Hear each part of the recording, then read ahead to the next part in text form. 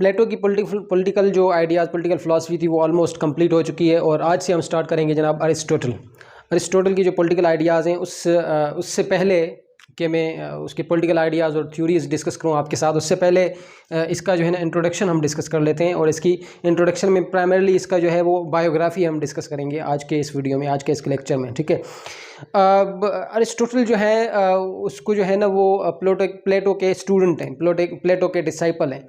ये उस वक्त की बात है जब प्लेटो जो है अपनी जो इंस्टीट्यूट था उनका, जिनका नाम अकेडमी था, अरिस्टोटल का एक स्कूल था, एक इंस्टीट्यूट था जहाँ पे वो एजुकेशनल ट्रेनिंग देते थे, ये प्लेटो का इंस्टीट्यूट था, ठीक है।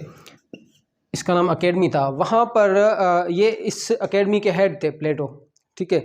ये अपनी जो लास्ट वर्क है, जो लॉज, वन ऑफ द प्लेटो की वन ऑफ द बुक्स है लॉज। जिस तरह उनकी रिपब्लिक बुक है, जिस तरह उनकी स्टेट्समैन बुक है, इस तरह इनकी लॉज जो सबसे आखिर में प्लेटो ने लिखी थी, ये जो है ना इसको कंक्लूड कर रहे थे लास्टली। ये इनकी लास्ट बुक है, इसको कंक्लूड कर रहे थे उस वक्त।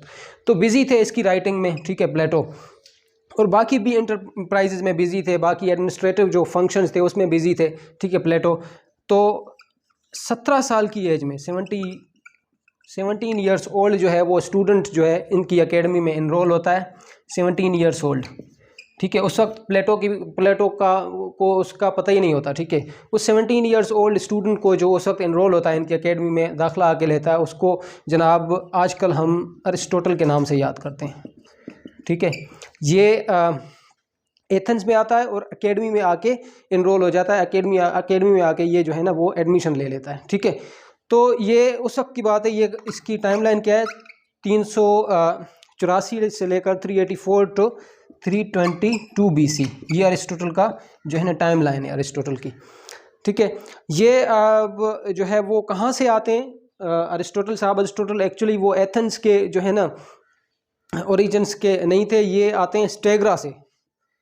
स्टेग्रा जो है वो उस वक्त मैसिडोनिया जो एम्पायर थी उस वक्त की, वहाँ के बॉर्डर्स पर एक जो है ना टाउन कह लें, सिटी कह लें या स्टेट कह लें, जो भी आप कह लें, स्टेग्रा जो है ना वहाँ से आकर ये एथेंस में आते हैं। एथेंस में एकेडमी जो इंस्टीट्यूट है प्लेटो का, वहाँ पर आकर ये एडमिशन ले लेते हैं, ठीक है। अब अरिस्टोटल के जो पेरेंट्स हैं अगर हम उसकी बात कर लें, ठीक है, तो ये आयोनियन ओरिजिन के थे। आयोनियन ओरिजिन क्या है, आयोनियन ओरिजिन, ठीक है। आयोनियन ओरिजिन उस वक्त ग्रीस जो एथेंस हैं उनके 4 ट्राइब्स थे, ठीक है।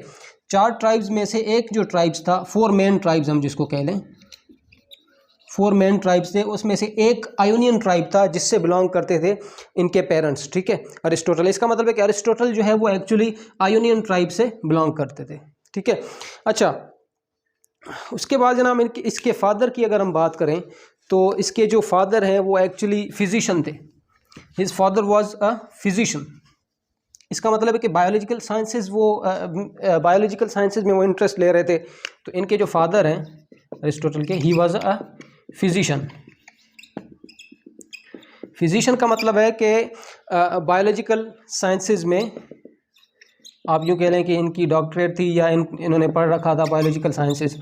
तो जिस अरिस्टोटल की फ़िलासफ़ी आगे हम पढ़ेंगे, जो पॉलिटिकल आइडियाज़ है, पॉलिटिकल फ़िलासफ़ी है, उसमें हमें बायोलॉजिकल साइंसेज का भी एक रिफ्लेक्शन मिलता है, ठीक है। उसमें हमें साइंटिफिक मेथड मिलता है। जिस तरह से उन्होंने स्टेट्स को क्लासीफाई किया है, आगे जाकर हम पढ़ेंगे उनकी फ़िलासफ़ी को, अरिस्टोटल की फ़िलासफ़ी को। तो ये कहाँ से इनहेरिट किया था, इन्होंने इनके फादर से, क्योंकि जो बेटा होता है वो एक्चुअली अपने बाप के का ही जो है ना, his first teacher is his father, ठीक है। तो वो अपने रिफ्लेक्शन होता है अपने फादर का ही, ठीक है। तो वहाँ से उन्होंने साइंटिफिक मेथड जो है सीखा था। साइंटिफिक मेथड में प्राइमरीली इन्होंने 2 चीज़ें सीखी थी, एक क्लासिफिकेशन, ठीक है, नंबर 1 क्लासिफिकेशन, नंबर 2 इन्होंने सीखा था जनाब इन्वेस्टिगेटिव मेथड। जिस तरह से जो है ना क्लासीफाई करते हैं हम डिफरेंट जो है ना वो बायोलॉजिकल साइंसेज में ऑर्गेनिजम्स को क्लासीफाई करते हैं, यही फिलॉसफी जो है इन्होंने क्लासिफिकेशन ऑफ स्टेट्स में अप्लाई की थी, जो कि आगे जाकर हम पढ़ेंगे, ठीक है। दूसरा इन्होंने सीखा था कंपेरिजन मेथड। कंपेरिजन मेथड भी इन्होंने अपनी फ़िलासफ़ी और अपनी फ़िलासफ़िकल राइटिंग्स में बहुत ज़्यादा यूज़ किया है, ठीक है।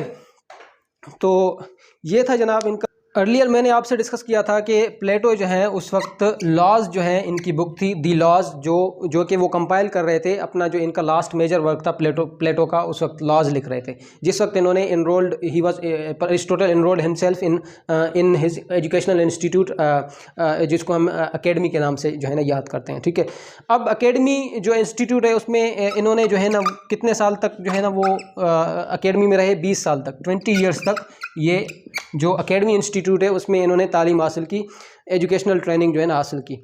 जो इस यहाँ पर जो है ना ये एज ए स्टूडेंट भी काम करते रहे। ठीक है, और उसके बाद कुछ अर्सा इन्होंने एज एन असिस्टेंट भी काम किया है टू प्लेटो के असिस्टेंट के तौर पर भी इन्होंने काम किया। अब देखें, अगर असिस्टेंट के तौर पर इन्होंने काम किया है कि इसका मतलब है कि प्लेटो के साथ पर्सनली उनकी एसोसिएशन भी होगी। ठीक है, उन्होंने बहुत कुछ प्लेटो से सीखा भी है, लेकिन अरिस्टोटल की पॉलिटिकल फिलॉसफी में जो है प्लेटो से इन्होंने काफ़ी कुछ सीखा है, लेकिन प्लेटो पर इन्होंने अपनी फिलोसफिकल राइटिंग में बहुत ज़्यादा क्रिटिसाइज़ भी किया है इन्होंने। ठीक है, आगे जाकर हम पढ़ेंगे कि क्या क्रिटिसिज्म है इनका आइडियल स्टेट्स पर, जो प्लेटो का कॉन्सेप्ट था। ठीक है, अच्छा, 37 साल की एज में इन्होंने जो है ना वो at the age of 35 years इन्होंने क्योंकि 17 साल की एज में इन्होंने जो है ना वो एकेडमी में एडमिशन लिया था, 20 साल तक जो है ना ये पढ़ते रहे। 37 साल की एज में इन्होंने एकेडमी को छोड़ दिया। छोड़ने के बाद जनाब ये चले गए लेस्बोस में। लेस्बोस एक शहर का नाम था जो कि एथेंस से काफ़ी ज़्यादा दूर था, तो वहाँ पे चले गए। वहाँ पे इन्होंने एक और तालीम हासिल की जिसको हम जो है ना मेरीन बायोलॉजी आजकल जो है ना इसको नाम दिया जाता है मेरीन बायोलॉजी। तो देखें बायोलॉजी में इनको कितना इंटरेस्ट है। सबसे पहले तो बायोलॉजी में इंटरेस्ट डेवलप कैसे हुआ इनका, फादर की वजह से, जो कि फिजिशियन थे।